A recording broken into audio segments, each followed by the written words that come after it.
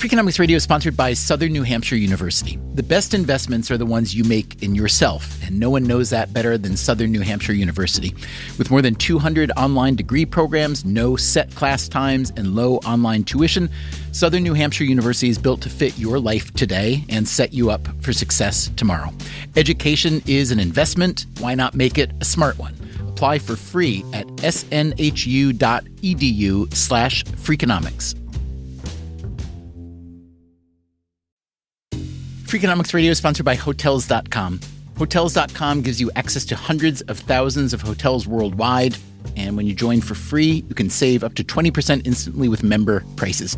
Plus, every stay earns rewards. So when you book one trip, you're already lowering the cost of the next one. Hotels.com is simple, rewarding, and designed to help you get more out of every stay. Sign up for free and book today. Hotels.com. It's all in the name. Freakonomics Radio is sponsored by Amica. You know what they say, if you want to go fast, go alone. If you want to go far, go together. So go with Amica and get coverage from a mutual insurer that's built for their customers, one that looks after what's important to you together. Auto, home, life, and more, coverage that fits your unique needs. Amica helps you protect what matters most. Visit amica.com and get a quote today.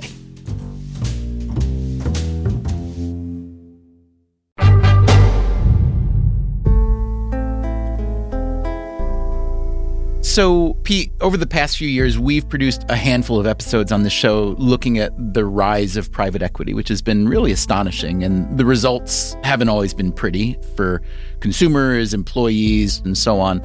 Do you find yourself having to explain or apologize for your industry often? Or maybe you don't hang out with people who dislike the idea? I hang out with plenty of people who don't love private equity. Pete Stavros is co-head of global private equity at KKR, which was founded nearly 50 years ago as Kohlberg Kravis Roberts.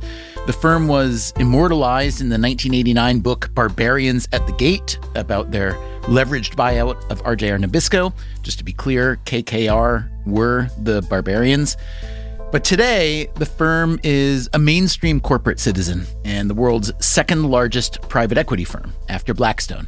KKR has more than 250 firms in its investment portfolio, ranging across nearly every industry you can name. Those firms employ nearly 1 million people. As I mentioned to Pete Stavros, we have already made a few episodes about private equity. There was a 2-part series about how PE firms are taking over the pet care industry. One was called Should You Trust Private Equity to Take Care of Your Dog? The other was Do You Know Who Owns Your Vet? We made another broader episode more recently called Are Private Equity Firms Plundering the U.S. Economy? These episodes cover a lot of the mechanics of what private equity is, who it tends to help, who it tends to hurt. You can listen to them before today's episode if you want, but it's not necessary. As you can tell just from the titles of those episodes, some people still think of private equity firms as barbarians who have papered over their ruthlessness with a corporate sheen. One common criticism has to do with what happens when they buy or sell a company. When they buy, the top executives at the target company usually get a big payout, but most employees don't. In fact, they might lose their jobs or see their wages shrink as the new private equity owner tries to make the operation more efficient in order to resell the company a few years later at a higher price. And when that sale comes, once again, the firm's employees typically don't get a share of the tens or hundreds of millions of dollars, sometimes billions of dollars, that the private equity firm and its investors have earned from executing this turnaround. So, private equity firms take on some risk, but with the potential of a massive financial upside. For employees, there's also some risk, but without the potential for a financial upside. Yes, private equity has plenty of issues. We need to try to do better. We need to try to improve. But I also hope we can have an intellectually honest debate about the state of the economy and how capitalism works. Oscar Wilde once wrote that every saint has a past and every sinner has a future. Today on Freakonomics Radio, Pete Stavros sees a future in which private equity is not the barbarian. This is something I really believe in, and I think could create a much better economy for everybody, and that's why I'm doing it. Some observers are optimistic about this plan, I think what he's doing is genuine, and I think it's important. while others are not buying what he's selling. Pete works inside a massive industry, and that massive industry is a negative force on so many fronts. Massive? Yes. Negative? Let's find out.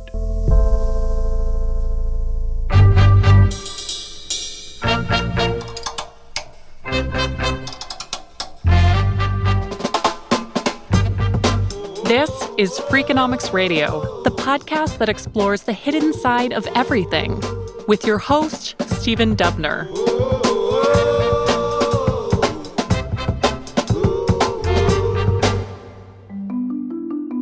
When you think about how the ownership of a firm really works in America and how private equity fits in, we need to go back to the 70s, the 1770s. If you look at what the founding fathers said, they said, we need to create ways so that most people can eventually become landowners. Of course, in those days, ownership was land. That is Corey Rosen. And I'm the founder of the National Center for Employee Ownership. And how was ownership encouraged in the 1770s? There were specific legislative things done, like abolishing primogeniture rules that passed on all of the land to the eldest son, which kept it concentrated. The Homestead Act, which opened up ownership to people across the West in the 1860s. You had people like Albert Gallatin, the Secretary of the Treasury, saying that employee ownership was the critical way forward. The big idea was simple. In a young country with vast and valuable natural resources, and without a king or oligarch to divvy things up for family and friends, it made sense to share the wealth, to widely distribute the actual ownership of the country. The 1770s being what they were, these policies typically applied only to white men. But as the founding fathers established the country's economy, they did try to bake ownership, especially employee ownership, into the new country's DNA. One of the earliest pieces of federal legislation gave a tax break to the New England fishing industry as it tried to recover from the Revolutionary War. George Washington, Thomas Jefferson, and Alexander Hamilton all insisted that this sort of federal assistance would only be allowed if the industry's profits were shared with its employees and not siphoned off by owners and investors. So that was the idea, at least in the beginning of the U.S. economy. And we lost sight of that essential notion from the founding fathers that a democracy will work a whole lot better when more people have a real financial stake in it. So we moved to the corporation in the late 19th century that said that you could invest in a company and not have any individual liability.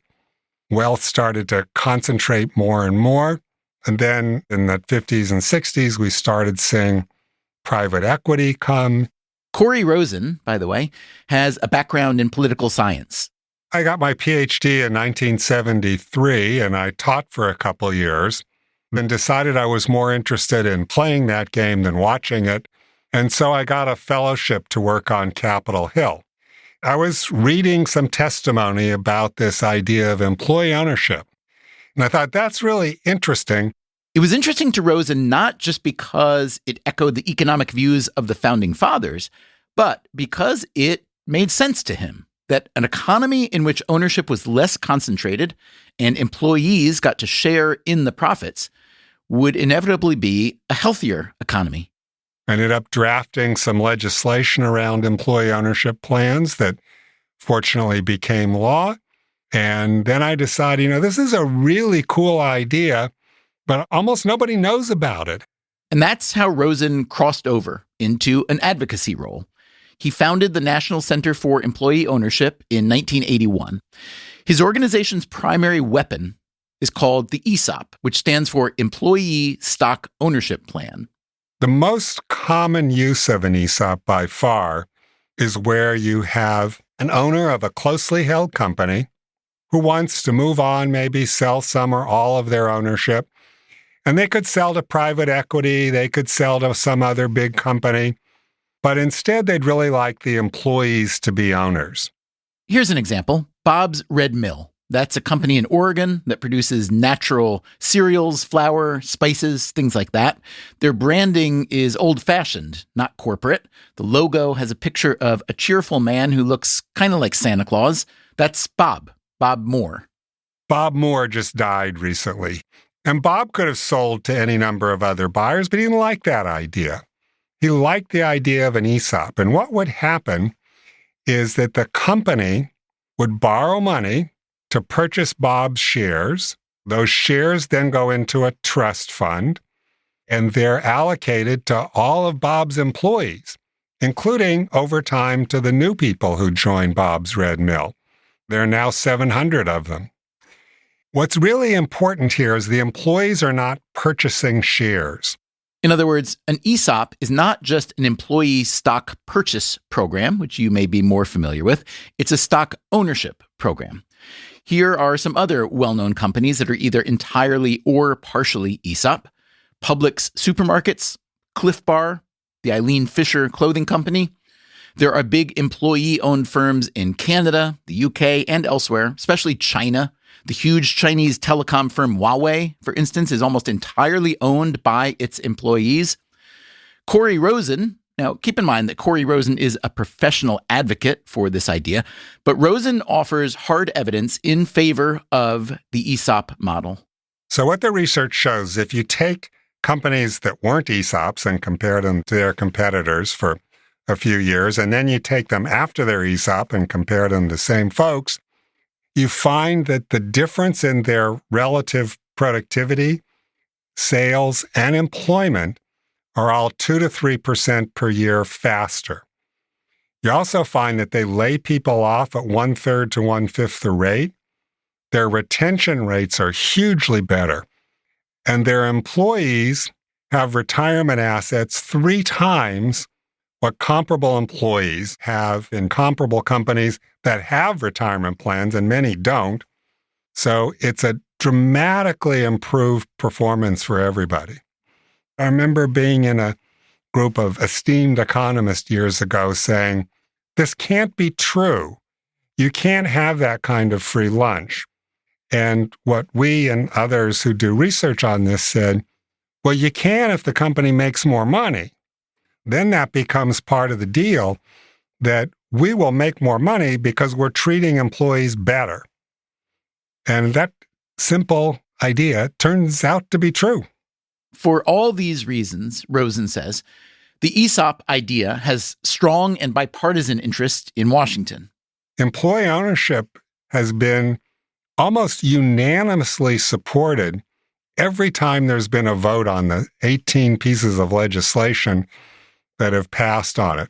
Tommy Tuberville and Elizabeth Warren think it's a good idea. Elizabeth Warren, if you were not familiar, is pretty far down the left wing of the political spectrum on many issues, and Tommy Tuberville is pretty far down the right. In 1997, when Congress said, and this gets a little technical, but the short story is, if you're 100% employee-owned, you don't have to pay any taxes. And that really encouraged a lot of companies to become 100% employee-owned. So, how common is this setup? It's grown from just a couple of million people in employee ownership plans around the country to today, just if we look at the main form of employee ownership, which are ESOPs, 14 million participants with over $2 trillion in assets. Those numbers may sound huge and impressive, but they're not that impressive, not in an economy as big as the U.S. economy. Here again is Pete Stavros from KKR. There's about 250 new ESOPs formed a year. 71% have fewer than 100 people. 96% have fewer than 500. So it's very, very small business. But if ESOPs are so great, why are they so rare? The barriers to ESOP formation are it's complicated, it's expensive, it's time consuming. And here's another barrier. Often, the incentives just don't line up.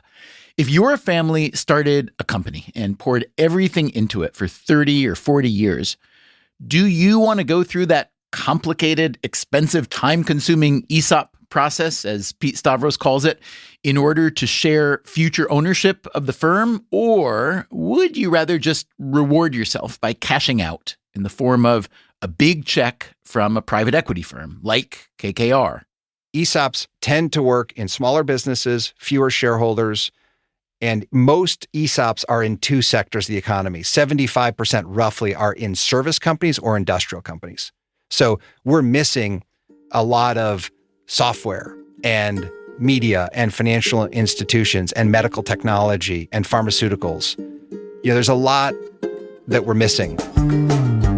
Now, before you discount Pete Stavros' critique as coming from someone who is anti-ESOP, you should know that, weirdly enough, he is not. Stavros was a fan of ESOPs even before he got into private equity. After the break, we'll hear that story and where it has led him. I'm Stephen Dubner. This is Freakonomics Radio. We'll be right back.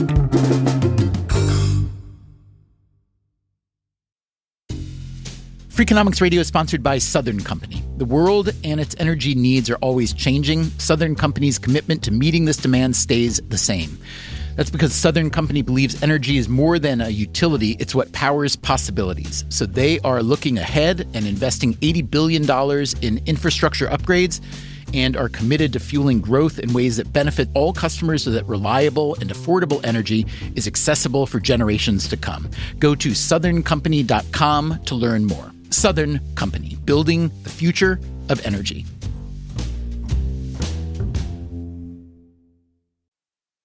Freakonomics Radio is sponsored by Range Rover Sport, a vehicle that blends power, poise, and performance. With a distinctly British design, the Range Rover Sport is built to take on roads anywhere. Free from unnecessary details, its raw power and agility shine. Combining a dynamic sporting personality with elegance and agility, it delivers an instinctive drive. Its assertive stance hints at an equally refined driving performance. Defining true modern luxury, the Range Rover Sport features the latest innovations in comfort and convenience. The cabin air purification system, alongside the active noise cancellation, creates a new level of quality, comfort, and control. Terrain Response 2 offers 7 terrain modes to choose from, fine-tuning the vehicle for any challenging roads ahead. A force inside and out, the Range Rover Sport is available with a choice of powerful engines, including a plug-in hybrid with an estimated range of 53 miles. Build your Range Rover Sport at rangerover.com/US/sport. Freakonomics Radio is sponsored by TalkAboutPD.com. Let's talk about Peyronie's disease, or PD. It's not widely talked about, and some men may feel reluctant to bring it up, but it's more common than you would think. PD can happen when scar tissue builds up under the skin of the penis, causing a curve with a bump during an erection that for some men may lead to pain during intimacy and impact mental health. A trusted urology specialist can help diagnose PD and walk you through your options, including non-surgical treatment. Visit talkaboutpd.com.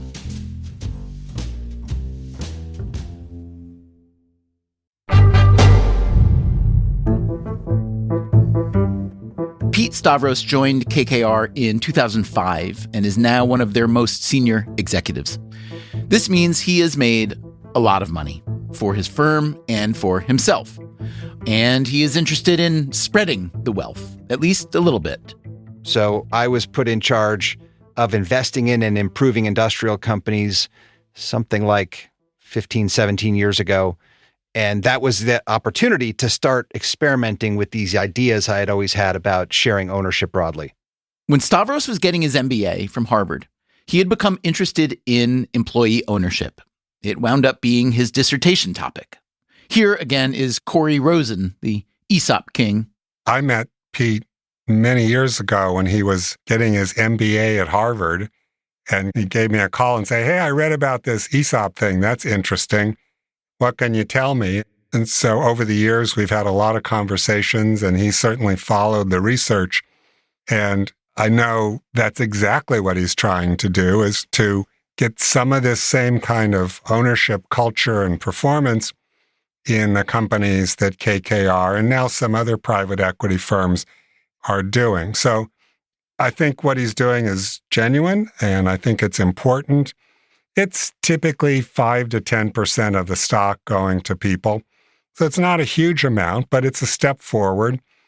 And when these companies have been sold, employees have ended up with tens of thousands of dollars each, and sometimes more. So that's a good thing, but it still represents a very small minority of private equity overall. It's much better than what it normally is, but we have to keep in mind that these companies will be sold in 5 to 7 years, and the new buyers are not likely to continue this. And Pete Stavros again. We started with about a half dozen test cases. They were all manufacturing companies. The very first one was a fall protection safety equipment company called Capital Safety. So if you see a worker on a building and he or she's wearing a harness and a lanyard attaching them to the structure, that was the equipment the company made. And it was a great test case because, just to give you a sense for what we walked into, here's a safety equipment company that had an injury rate for their own people in their manufacturing plant that was 3 times the OSHA benchmark. So safety record out of control for a safety equipment company. They had never measured employee engagement. There's a lot of worker turnover. And so that was really the first test case of how could this be run differently. What was the ultimate payout for that first firm? Gosh, this is so long ago. I want to say... Was it positive? Everybody got a check of some kind? Oh, yeah. We sold the business to 3M. It was a fantastic investment for our investors. There's a one-time check, essentially, and then what happens to those employees with the firm under new ownership? So we exit our businesses in 3 ways. The company can go public, we can sell to another investor, or we sell to a big corporate. When we sell to a big corporate, it is the most difficult situation in terms of sustaining this program. Because if you are 3M or any big corporate with hundreds of thousands of employees, and you're buying one of our companies, you're not going to upend your whole comp and benefits philosophy for our little company. So it's very difficult to sustain everything that we've built when you sell to a big corporate. Now, when we take the company public, that's easy because effectively this model gets crystallized and it's there in perpetuity. Now you've got employee owners, hopefully forever, in this public company. And then when we sell to another investor, that's also pretty easy because a new investor would be crazy to tear this model down. If we've done all this work over all these years to build this different type of culture, imagine you're the new owner and you say, okay, well, we're the new investment firm. And the bad news is this is all over. You know, like no more ownership, no more voice. You're not going to listen to you anymore. Like all that stuff being taken away would be not viable. Since that first test case, Stavros has given employees an ownership stake in more and more of the firms that KKR buys. And in 2021, he and his wife helped start a nonprofit called Ownership Works to try to spread this idea. So far, Stavros says, Ownership Works has helped 250,000 employees get into employee ownership plans. The organization also has some influential backers. It's everyone from McKinsey, who's not only provided financial support, but they have done millions and millions of dollars of free work for Ownership Works to help develop the playbook. Deloitte & Touche, Ernst & Young is a massive supporter. Is there any formal relationship between Ownership Works and KKR other than obviously you being at the helm of this? No. KKR is a founding member, but is not a larger financial sponsor than, Warburg Pincus or something. It's easy to be skeptical here. These are all big, wealthy firms whose contributions to a cause like Ownership Works may look like window dressing or even conscience laundering. Pete Stavros understands the skepticism, but his personal track record at KKR is impressive. He has brought partial employee ownership to 44 companies. One of his favorites to talk about is a company called CHI Overhead Doors. We acquired CHI Overhead Doors in 2015. CHI manufactures overhead garage doors, with the little LiftMaster remote. The company is based in central Illinois. It's about a half an hour from the University of Illinois in Urbana-Champaign. The town is called Arthur, Illinois, and it is Amish country. Maybe there's 2,500 people who live there. Average household income would be something like $50,000. CHI was a good business. Most of the stock was in the hands of two people. And so when we bought the business, a couple people made tens of millions of dollars. There was a handful of others who made some seven-figure amount of money, and then everybody else got nothing. And then it's like back to work. When KKR took over, one of the first things they did was survey the employees. Stavros wanted to find out how happy they were with their work and how engaged. The answer? Not very. But Stavros saw that as an opportunity. It's one of the reasons we bought it. This is one of the weird things about being an investor of the type that we are, is you're looking for these situations of, wow, this is a pretty good business. Like when you look at how the manufacturing plant is set up, when you look at their delivery model, it's unique. But what could it be if everyone was engaged? It took us 8 years. And I always stress that none of this stuff happens fast. But day one, everyone was made an owner in the business, all 800 employees. When we rolled this out, the employee base was so excited they gave me a live chicken. What'd you do with the chicken? Well, it was awkward. I was like, well, I don't have a crate with me, and I don't know that I could check this on a flight back to New York. So, everyone had a good laugh. So it stayed there. Yeah, her name was Henrietta. She had a long life. She has since passed. KKR's ownership of CHI Overhead Doors has also passed. So it was sold in 2022 to Nucor, a big steel company. The sale price was $3 billion, around 4 times what KKR had paid for the firm 7 years earlier. So before it's public, we told our whole workforce, we're selling the company. We told them it's a corporate buyer that is not in this business. Your jobs are safe. They want to build the business, not cut. And now it's time to share what everyone has earned from their ownership. And so tenured factory employees made hundreds of thousands of dollars, some as much as $500,000. We had truck drivers make as much as $800,000. You really have to, it's one thing for me to tell you about it. You really have to see it. And you can see it. KKR made a video that shows a bunch of CHI employees after they learned about the deal and that they would be sharing in the profits of that $3 billion buyout. It's truly emotional. I've never seen anything like it in my life. The just sheer excitement. Everybody was in shock, honestly.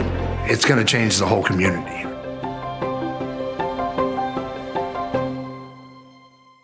I've seen the video, and I would ask anyone to watch it and not cry because there's so many people in there crying with joy at the massive payout. But, a video made by a firm to showcase what they've done like that, that's positive.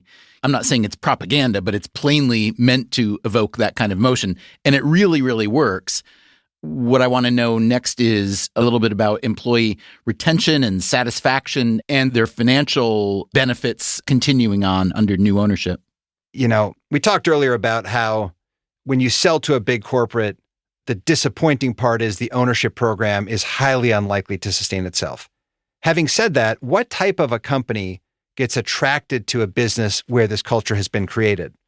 It's a company like Nucor that is world famous for their safety record, for how they treat their employees, for their profit sharing program. I mean, they just announced their most recent profit sharing program, which I think was $18,000 or $20,000 per worker.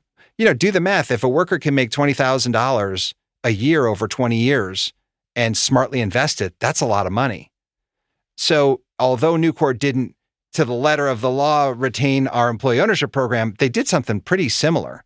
Employee retention has been amazing. I think the company has lost in total 12 people, all to retirements. So that's been great. Nucor's been thrilled with the acquisition. In the KKR video I watched, one employee says, this doesn't just change my life, it's going to change the whole community, which is, as you mentioned, a small rural community. Do you know anything about that? Is there any evidence of the larger impact on the community, the region, et cetera? There was $340 million of wealth injected into this local community, where the average household income is, $50,000, $60,000. Average home price is something like $100,000. So that can, there's no question, totally transform a local economy. That means new business formations, new restaurants. It means more tax revenue. It means dignified retirements for people. So I think there's no question this is an opportunity for all of America, but particularly these rural communities that have kind of been forgotten about. These are folks who typically never participate in the upside. They're in quote unquote flyover country. Everybody forgets about them. And when you have this type of injection of capital into a local economy like that, it's huge. Coming up, if you are still skeptical about KKR's model of employee ownership, you are not alone. You have to look at private equity overall and say, is this a force for good for workers? And it's massively not. I'm Stephen Dubner. This is Freakonomics Radio. We'll be right back.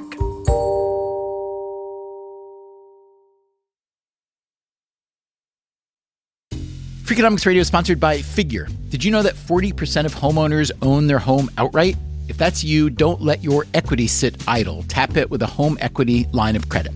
Figure, the #1 non-bank HELOC lender in the U.S., helps tap equity you've built in your home so you can do things like tackle a renovation or pay down debt. HELOC is a line of credit secured by your home. You can draw what you need, repay, and draw again. Figure offers a 100% online application. Get approved in 5 minutes and funding in as few as 5 days. It's faster than a bank loan and cheaper than a personal loan. Check your rate today without impacting your credit at figure.com/Freakonomics. This post is sponsored by Figure, NMLS ID 1717824. Figure is an equal housing lender. For more information about their licensing, visit nmlsconsumeraccess.org. Figure's HELOC is subject to credit approval and terms apply. Freakonomics Radio is sponsored by Zip System. Zip System building enclosures are designed as one integrated roof and wall system that makes it faster and easier to create a tight, dry building enclosure. Instead of a mix and match approach, all components work together as one system, eliminating the need for house wrap and felt. Because they keep your build protected against weather starting from day one, that means fewer steps and less opportunities for delays. Explore their family of products and learn more at zipsystem.com. Freakonomics Radio is sponsored by LinkedIn Ads. Ever invested in something that didn't live up to the hype? Marketers know that feeling. They optimize for the numbers that look great, like impressions, but then they don't see revenue. LinkedIn has a word for that: bull spend. Instead, you can get the highest ROAS of major ad networks with LinkedIn. Cut the bull spend, advertise on LinkedIn. Spend $250 and get a $250 credit. Go to linkedin.com/Freakonomics. Terms apply.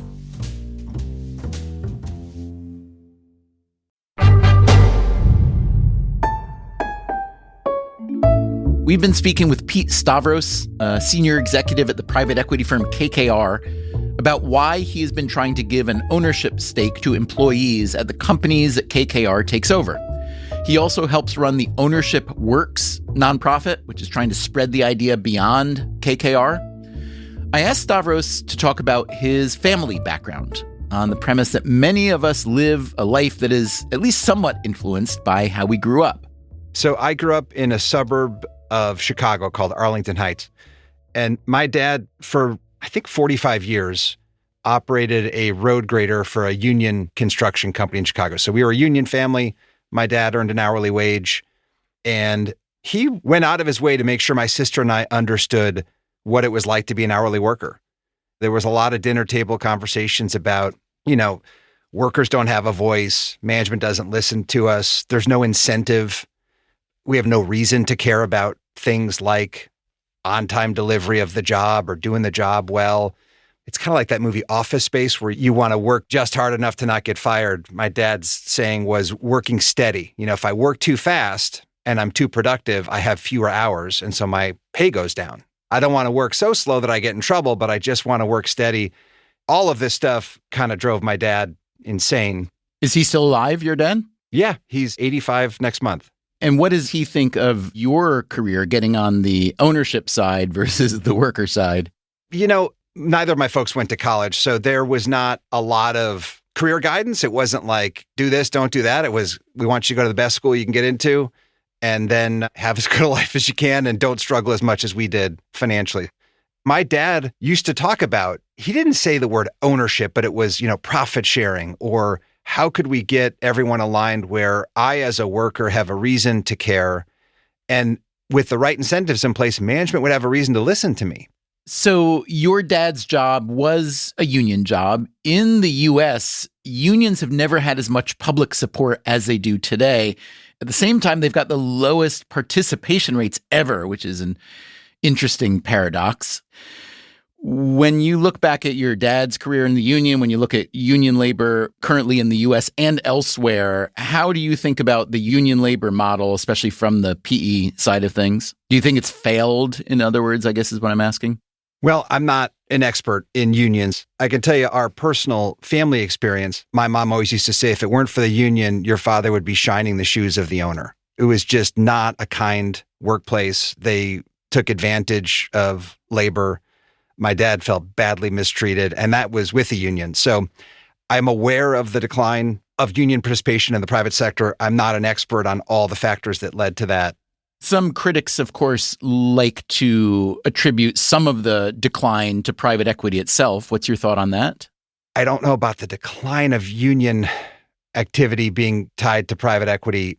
I think in capitalism in general, certainly CEOs are terrified of unions. That's like a fact. I can tell you that for sure. Anytime there is a unionization effort, any CEO, whether it's owned as a public company, a private equity company, a family business, is scared. One of the roles I am trying to play is be a little bit of a bridge. Yes, I work in finance, but I spend a lot of time with people like Mary Kay Henry who run the SEIU. And there's a lot of very smart, forward-thinking union leaders who want a different model for everybody. Some of the things that might have gone wrong over time were as the pendulum swings back and forth, often it swings too far. And maybe for a period of time, work rules, if you're familiar with those, got too extreme. I've certainly been in some work environments in a manufacturing facility where a fork truck driver can only drive a fork truck. You cannot cross-train that driver to work on a manufacturing line, period, full stop, which is not really good for that person, and it's certainly not good for productivity. Now, there's a reason why this happened, right? Workers were abused, but maybe the pendulum swung too far. So the stories you've been telling me today about giving ownership stakes to employees are compelling. However, I always want to be not skeptical necessarily, but, figure out how representative this is and how meaningful it is. Want to make sure it's not just cherry picking or window dressing. So let me ask you about some of the criticism of this project of Ownership Works, particularly this fellow named Jim Bonham, head of the Employee Stock Ownership Plan Association, ESOP Association. I don't know if you know Jim. I do. I know him well. He called your model a cheap way to diffuse heat on the private equity field, and that it's very dangerous for those already providing true employee ownership. What's your response to that criticism? Look, I think ESOPs are great. It's different than what we're doing.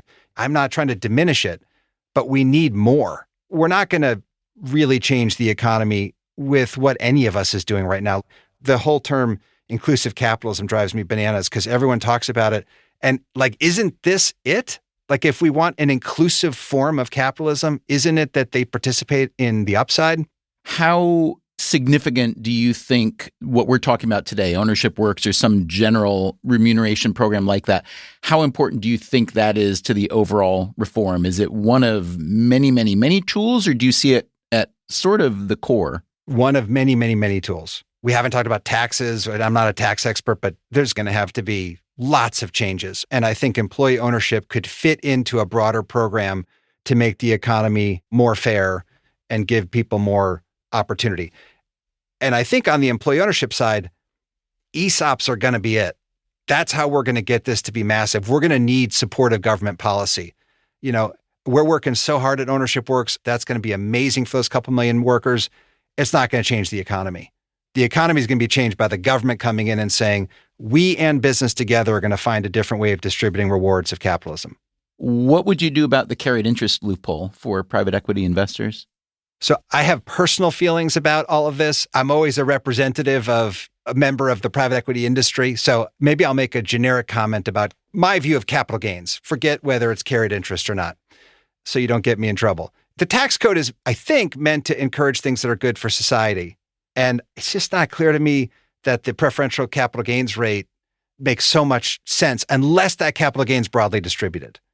So if you have a very wealthy family that's investing their money, and we know very wealthy people tend to invest and save and not spend, which is one of the reasons all the concentration of wealth maybe hurts the productivity of the economy. Why would we be encouraging more and more buildup of that wealth unless the gains in the end were broadly distributed. So that's one thing I would say is looking at the tax code, it's supposed to be promoting things that are good for society, and I'm not sure it always does. So if I wanted to be a cynic, I could say that KKR holding up ownership works as a better model might be a way to take some heat off the debate over carried interest because the gains are being distributed more evenly. Yeah, look, there's two criticisms I hear a lot. Either there's no substance to what you're doing. This is a cheap trick or whatever. And then the other one is the underlying motive. Like, why are you doing this? On the substance, I think people have given up on that. I've offered to have them come see our companies, walk the shop floors, talk to workers. You wouldn't have the caliber of labor advocates and labor professionals getting involved with this if this weren't genuine. You could say the videos are highly produced. It's not us saying it. It's hundreds and thousands of workers that are saying my life's been impacted, not just through money, but all of these other things. The other part that's harder is like, well, why are you doing it? I can only tell you why I am doing it. And I can only tell you internally, there is nobody sitting there going, and I swear to God, no one is saying, if we do this, like carried interest won't get touched. That's just not happening. Now, you can choose not to believe me. I don't know what to say beyond that. I think Pete's a good guy. He comes from a working class family. I think his interest in helping workers is sincere. And everyone I've talked to says the same about Pete. That is Marjorie Kelly. Yeah, and I am a distinguished senior fellow at the Democracy Collaborative. The Democracy Collaborative is a think and do tank, and we're in the business of helping people envision a more democratic economy. And employee ownership has been a key piece of what we've done. We think it's the model that's most ready for scale, and we're super excited about it. Kelly is also the author of a book called Wealth Supremacy: How the Extractive Economy and the Biased Rules of Capitalism Drive Today's Crises. When Kelly says extractive economy, she is talking about the private equity industry. When you look at what private equity is doing, it is, let me choose my word carefully here, I want to say rapacious. I think it is the most extractive part of the economy. Many, many retail firms have been driven into bankruptcy by private equity. Toys R Us, driven into bankruptcy by KKR and other private equity firms. 33,000 workers lost their jobs. Kelly also disapproves of the private equity trick known as dividend recapitalization. It's a really nefarious tactic that all private equity, as far as I can tell, the industry in general uses. For example, with Gibson Guitars, KKR owns that firm. There was debt of $250 million placed on that firm, and then they used $225 million of that to write a big check to KKR. That's called a dividend recapitalization. And in another context, we would call it extortion. I came to see over time that the problems are really systemic. It's ownership institutions, it's practices of investing. I saw so many socially responsible businesses see their mission be driven out over time when big capital took over, when they went public, and their metric became maximize returns to shareholders.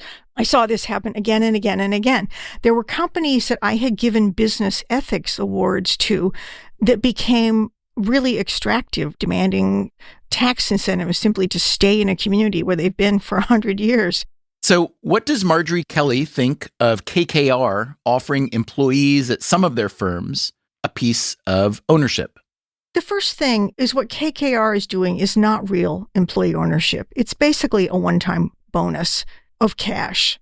It has no voice for workers. It has no long-term security for workers. My second criticism is that while it is a step forward, workers can get maybe $25,000 in an equity bonus, and that's real money. It's a step up on an escalator that's moving rapidly down.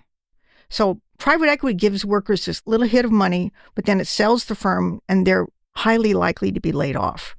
So the losses can vastly outweigh the gains. And the third thing I am concerned about is that the KKR model could eclipse authentic employee ownership. It already has attracted tens of millions in philanthropic funding. I did a back of the envelope calculation, and the amount of philanthropic funding they've received at Ownership Works is larger than all three major employee ownership membership organizations combined. So I'm afraid that they're going to eclipse the real thing. And what does Kelly think of Pete Stavros himself, his efforts at both KKR and Ownership Works? This is really not personal. It's really not about an individual. Pete works inside a massive industry, which is private equity. And that massive industry is a negative force today on so many fronts. That's what I'm concerned about. It's not Pete. I think Pete is a good man trying to do good things inside a very difficult industry. You have to look at private equity overall and say, is this a force for good for workers? And it's massively not. And so the fact that it's doing a tiny little bit of good for workers, you have to weigh that against all the harm that it's doing. Here is Pete Stavros again. He knows Marjorie Kelly. She wrote an op-ed about Ownership Works that was pretty scathing. And I reached out to her and I said, I totally understand your perspective. I know you're a huge ESOP fan. I'm not trying to take anything away from ESOPs, but let me just explain what we're trying to do. And she said, great, I'd be happy to meet. So I flew out to see her in Massachusetts, and we had a multi-hour conversation, what we're doing, what it could mean for workers, ESOPs, her complaints. We talked a lot about Toys R Us. Are you sick of having Toys R Us held up as the quintessential example of private equity failure? No, I'm not. We're not going to get anywhere if we're not willing to talk about things. Look, Toys R Us, definitely many mistakes were made. There's no way around that. Having said that, I hope we can have an intellectually honest conversation about, okay, retail's been decimated. Sears went bankrupt. Kmart went bankrupt. JCPenney went bankrupt. Bed Bath & Beyond went bankrupt. Every toy company in America of any size went bankrupt. Did KKR kill retail? Jeff Bezos was at an event where we had an opportunity to speak with him. And he said, I couldn't believe it when you guys invested in Toys R Us. I killed the company 5 years before you bought it. When people throw stones at Ownership Works, I get it. It's not as good as an ESOP. Got it. I hear that all the time. Pete doesn't like ESOPs. I'm like, you got to be crazy. Like my dissertation at business school was on this whole thing. I spent so much time and energy with the ESOP community. I want to see more ESOPs. I'm spending a lot of time, money, energy trying to make that happen. Since you are such a believer in this ownership idea on many dimensions, why not go all in and make the movement your core rather than have it be an add-on to your private equity work? I'm guessing you've made enough money by now at KKR for at least a couple of lifetimes. Do you ever think about just making this your cause? I think about that question a lot. Not just for me, but in general, like, why is there not more change? I have now spent more time in the nonprofit world with labor, with government than I've ever spent in my life. There's so many well-intentioned people. Why are things not changing? One of the conclusions I've come to is we need people that are, for lack of a better term, inside the system to help and to say things need to change, because we've got plenty of people from the sidelines yelling for change. We talked about some of them, Marjorie Kelly, et cetera, Democracy Collaborative, and they're great people and they are so well-intentioned, but I don't think we're going to get anywhere unless we get everybody saying, all right, enough's enough. We need to tweak this system. This is not working. But Marjorie Kelly, from the sidelines, does think that a firm like KKR could do a lot more. I would love to see KKR exit some of its investments to ESOPs. Not every investment they make is a home run. There are some that are kind of mediocre returns, but are still very viable, good companies. Sell those to ESOPs on favorable terms. I would love to see that. I would also love to see Pete help develop a fund that could invest in ESOPs. I know he's talked about the difficulties of large institutional investors investing in ESOPs, but I think there's got to be a way to do it. And I would love to see him say, we're going to create some worker-owned firms that are long-term employee ownership, that are not burdened with excess debt, and that have real worker voice and stability. I think that Pete could figure it out, and I'd love to see him do it. And we went back to Corey Rosen with the National Center for Employee Ownership. It's no surprise that people see the economy as distinctly unfair and getting unfairer, because wealth and income are increasingly concentrated in the hands of a small number of people. When 3 families own 40% of the privately held productive wealth in the country, it's a little bit hard to say, oh, the system works, it's fair. Those 3 families are the Warren Buffett, Bill Gates, and Jeff Bezos families. When 50% of the population can't put its hands on $1,000 in an emergency, and 50% of the private workforce has retirement assets of 0, wealth insecurity is a severe problem in this country, and we need a way to build wealth. What do you think are good ways to build wealth in the U.S. or elsewhere? And what do you think of Pete Stavros' efforts to redistribute some wealth from within the very wealthy private equity ecosystem? I'd love to hear your thoughts. Our email is radio@freakonomics.com. Coming up next time on the show, something a little bit different. My affair with my best friend from boyhood's wife, the questionable paternity of my sister, how to make a crack pipe. I know a little bit too much about that. I wondered if that wasn't over the top a little bit, and then I decided I'm just going to let it all hang out. Glenn Loury is a longtime Ivy League economist who has had more adventure and misadventure than most of us could have in 10 lifetimes. He has now written a memoir of an academic life that is unlike anything you have ever read. We'll even learn some economics. That's next time on the show. Until then, take care of yourself, and if you can, someone else too. Freakonomics Radio is produced by Stitcher and Renbud Radio. You can find our entire archive on any podcast app, also at Freakonomics.com, where we publish transcripts and show notes. This episode was produced by Zach Lipinski with help from Ryan Kelly. Our staff also includes Alina Kuhlman, Augusta Chapman, Dalvin Abuaji, Eleanor Osborne, Elsa Hernandez, Gabriel Roth, Greg Rippin, Jasmine Klinger, Jeremy Johnston, Julie Canfer, Lyric Bowditch, Morgan Levy, Neil Carruth, Rebecca Lee Douglas, and Sarah Lilly. Our theme song is Mr. Fortune by the Hitchhikers. Our composer is Luis Guerra. As always, thank you for listening.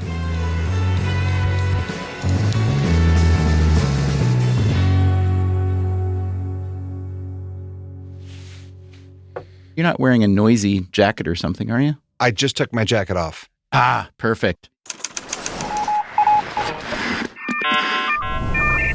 The Freakonomics Radio Network, the hidden side of everything. Stitcher.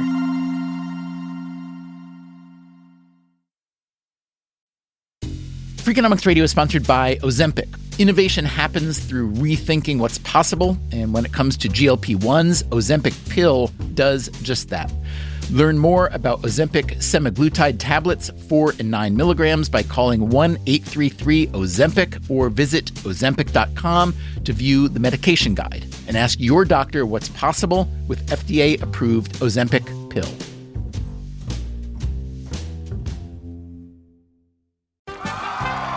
Welcome back to Should I See a Doctor?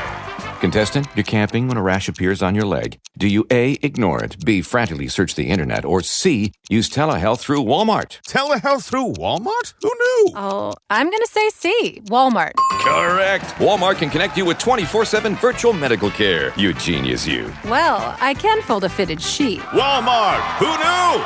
Telehealth services offered by third-party providers. Restrictions and fees may apply. Ever walk past a place for rent and wish you could just take a peek inside? Maybe even explore the layout. Envision the natural light streaming through the windows. Or plan where your vinyl record collection would go. At Apartments.com, you can. With tools like their 3D virtual tours, you can see the exact unit you could be living in. Really envision yourself in your new home with Apartments.com, the place to find a place.